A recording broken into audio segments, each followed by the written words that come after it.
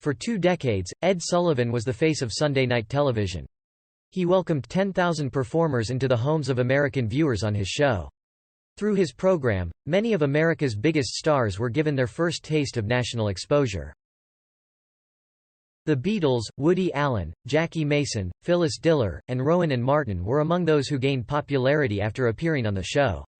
Ed Sullivan was a reserved and somewhat awkward man, but he brought a unique charm to television. He was known as the King of Variety and ruled over the television scene for 23 years. Ed Sullivan had a talent for selecting acts that would appeal to American audiences. He had a keen eye for reading his audience and could predict whether a performer would be well received or not.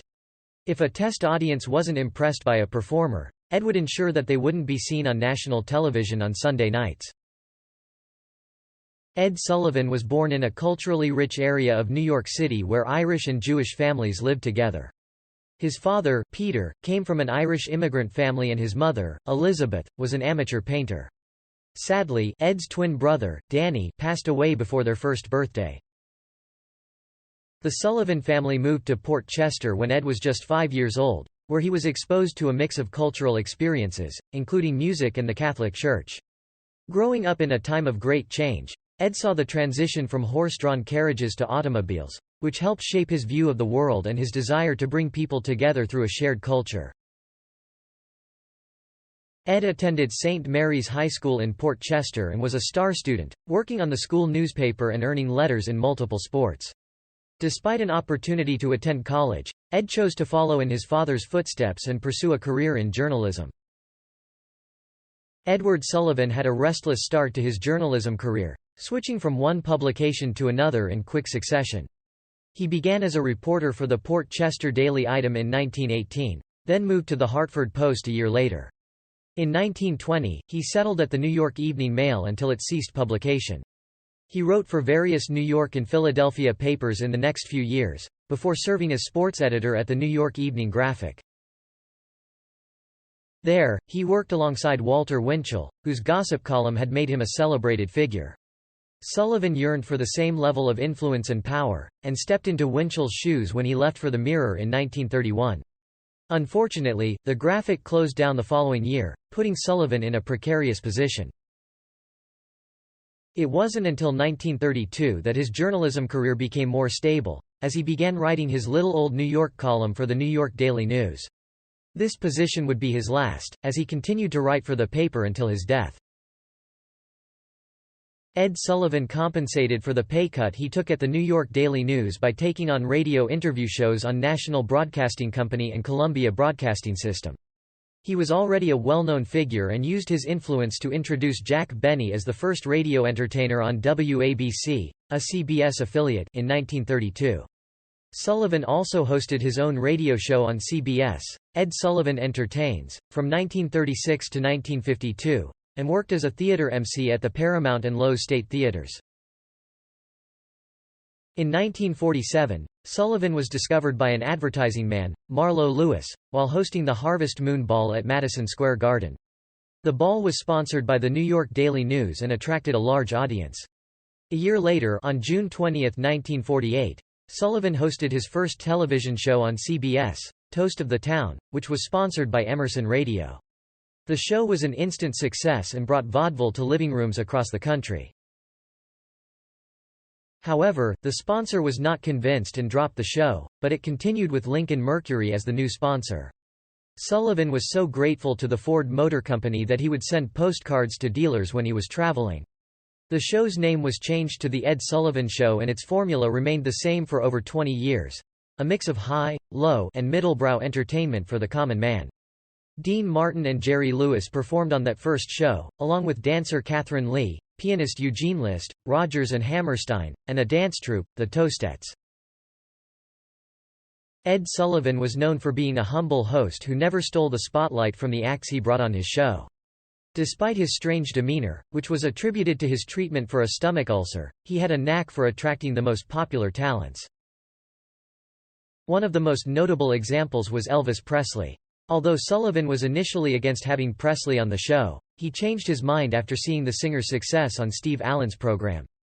Sullivan secured a $50,000, three-performance deal with Presley's manager, Colonel Parker, and Presley appeared on the show 3 times. On his third appearance, Presley was only shown from the waist up due to public outcry over his scandalous reputation as Elvis the Pelvis. Another performance that went down in history was that of the Beatles. The group made their debut on Sullivan Show on February 9, 1964, and it was watched by a record-breaking audience of 73 million. This appearance marked the start of the British invasion in America. The Beatles performed I Want to Hold Your Hand and She Loves You, and the impact of their performance was immense. It solidified their place as one of the greatest bands in history and cemented Sullivan's reputation as a legendary host. Sullivan lived a life that was as unusual in his personal sphere as it was in the public eye. He tied the knot with Sylvia Weinstein on April 28, 1930, and the couple lived a fast-paced life surrounded by luxury and artifice. They called a suite of rooms at the Delmonico Hotel in Manhattan their home, and their meals were always eaten at restaurants or clubs. Sylvia never cooked. The hotel maid took care of the cleaning while their daughter Elizabeth, nicknamed Betty, dined with a paid companion at restaurants until she was 12. Despite being known for hosting some of the biggest acts in entertainment, Sullivan also had a reputation for feuding with well-known personalities such as Walter Winchell, Steve Allen, Frank Sinatra, Jack Parr, Nat King Cole, and Arthur Godfrey. However, he was known for his generosity to those he liked and was kind-hearted enough to pay for the funeral of dancer Bill Bojangles Robinson, who had fallen on hard times at the time of his passing.